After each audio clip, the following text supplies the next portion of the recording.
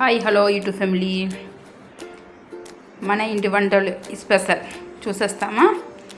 చూసేస్తారండి. ముందుగా నేను పొయ్యి వెలిగించి అన్నం కోసం అనేసి నేను బియ్యం కడిగి ఎసురు కరెక్ట్గా వేసి కొద్దిగా ఉప్పు కూడా వేసి పొయ్యి మీద పెట్టేసినాను.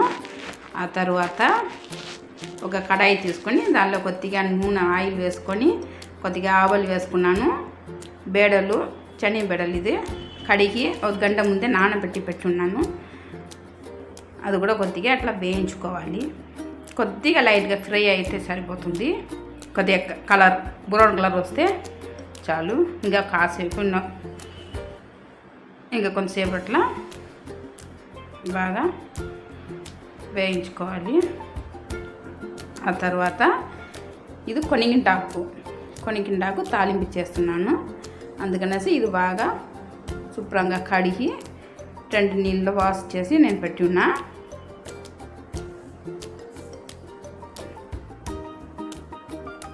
ఇప్పుడు అదే బేడల్లోనే కొనిండాకు కూడా వేసి అంత కలిపేసేయాలి. ఇట్లా కొంతసేపు అట్లా కలిపిన తర్వాత ఆ తర్వాత కొద్దిగా అట్లా ఉడికనివ్వాలి. అన్ని ఆకులన్నీ తగ్గిపోతుంది. కాసేపు ఉడికిన తర్వాత మనం చూడండి అన్నం కూడా ఇంకా దమ్ము వచ్చేసింది. ఆ బియ్యం కూడా ఉడికిపోయింది. అందులోపల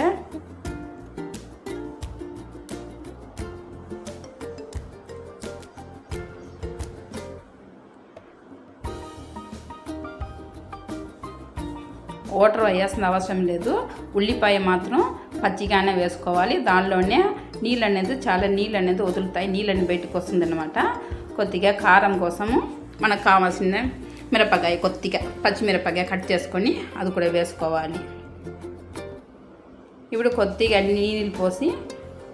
నీళ్ళు వేసిన తర్వాత సన్న మంటల్లో పెట్టి ఒక అర్ధ గంట దాకా ఉడకపెట్టుకోవాలి. ఎందుకంటే బేడలు వేసినాం కదా, ఆ బేడలు ఉడకాలి కాబట్టి కొంతసేపు అట్లా అర్ధ గంట దాకా అట్లా సన్న మంటల్లో ఉడకబెట్టుకోవాలి.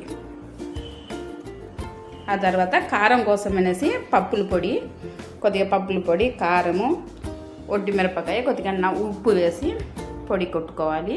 అది పక్కన పెట్టేసిన ఇప్పుడు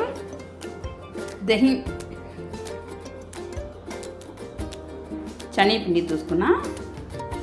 శనగపిండిలో కొద్దిగా ఉల్లిగడ్డ తరిగి కొద్దిగా వేసుకున్నాను. దాని కారం కోసం కొద్దిగా పచ్చిమిరపకాయ, గరం మసాలా, కొద్దిగా కారం పొడి, ఉప్పు కావాల్సిన ఉప్పు కూడా వేసుకొని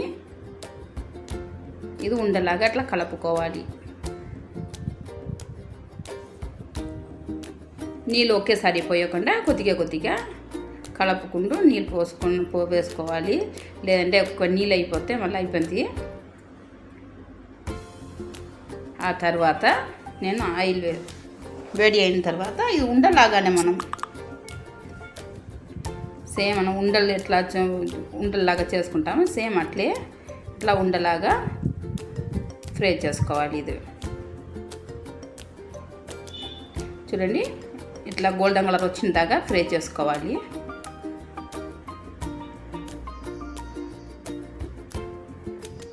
సరిపోతుంది. తీసేస్తున్నాను.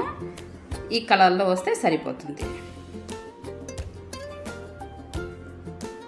అట్లే అన్నీ ఇట్లే చేసుకోవాలి.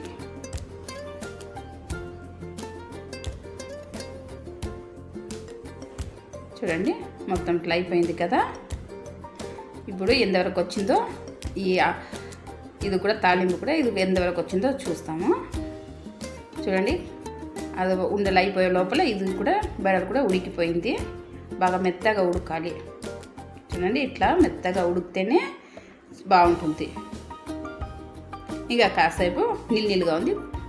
ఆ నీళ్ళన్నీ డ్రై పోయిన దాకా కొంతసేపు అట్లా ఫ్రై చేసుకొని ఇప్పుడు నేను పక్కనే ఈ పుటాన పప్పుల పొడి ఉంది కదా, ఆ పప్పుల పొడిని అట్లా పైనుంచి అట్లా చల్లుకోవాలి.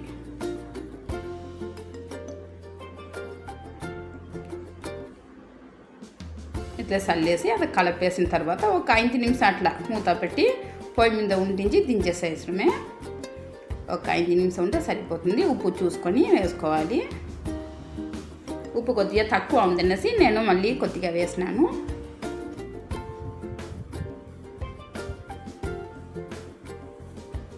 ఇంతేనండి, అయిపోయింది. ఇప్పుడు ఒక ప్యాకెట్ నేను పెరుగు తీసుకున్నా.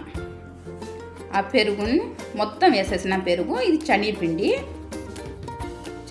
1 కప్పు శనగపిండి తీసుకొని పెరుగుతోనే ఇది కూడా కలిపేసేయాలి. ఉండలు లేకుండా బాగా మొత్తం కలిపేసేయాలి.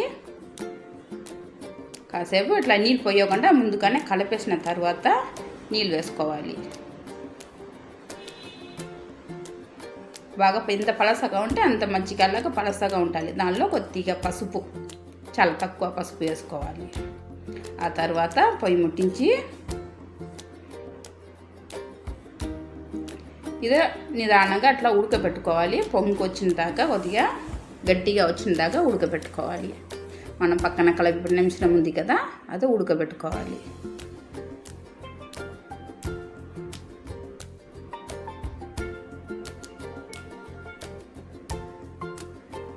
అట్లే కలుపుతూ ఉండాలి. కింద అండకుండా మాడుతుంది, కింద పోయి అట్లా మాడిపోతుంది అన్నమాట.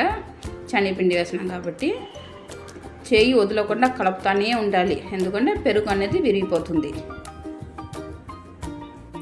ఇంతసేపు కలుపుతూనే ఉండాలి. కావాల్సిన ఉప్పు వేసుకోవాలి. మరి అంత పలసగా లేకుండా మరి అంత చిక్కగా లేకుండా కొద్దిగా నీళ్ళగా ఉన్నట్టే చూసుకోవాలి. ఆ తర్వాత బాగా కొద్దిగా మరిగిన తర్వాత పక్కన నేను చేసి పెట్టినాం కదా ఉండలు, ఆ ఉండలు దాంట్లో వేసి కొంతసేపు అట్లా ఉడికించుకోవాలి. ఆ తర్వాత తిరువాత కోసం అనేసి నేను కొద్దిగా ఆవాలు, రాయ, తెల్లగడ్డ, కొద్దిగా ఉల్లి, కారము, కరివేపాకు అన్నీ వేసి తిరువాత పెట్టేస్తాం. పోపు గింజలు అంతా వేసి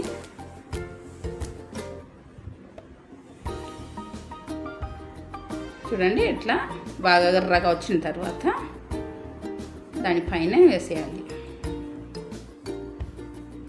ఇంతేనండి, అయిపోయింది.